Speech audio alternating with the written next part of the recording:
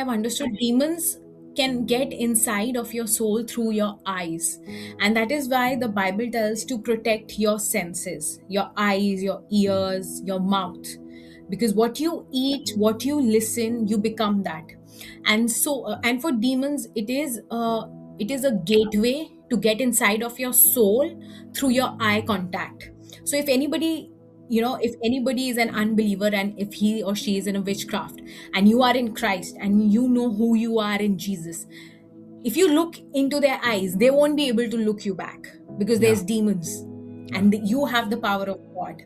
So now what was happening is, I had the power of God, like I had the presence of God, because I was speaking to God.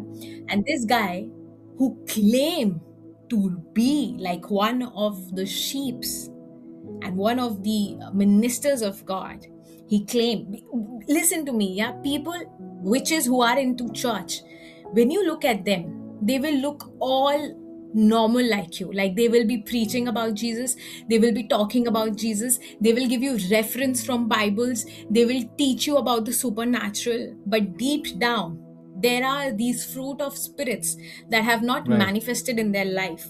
So now, because of those Correct. fruits have not manifested, there is jealousy, there is witchcraft. They are praying against your anointing, they are praying against your blessing, they are Yeah. praying against your finances. So this guy, I go and we there's nobody, and I'm like, okay, where are we reading? And he tells Matthew. So we are into a Bible study. I think it was 15 minutes. And then he tells me to come and let me deliver you. And listen, deliverance, healing, speaking in tongues, baptism.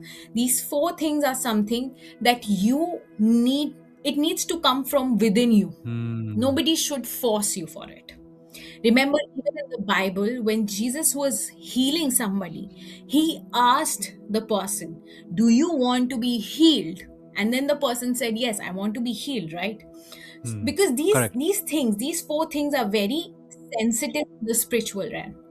You cannot have a wrong deliverance, you cannot have a wrong healing, you cannot have a wrong baptism, and you cannot have a wrong speaking in tongues.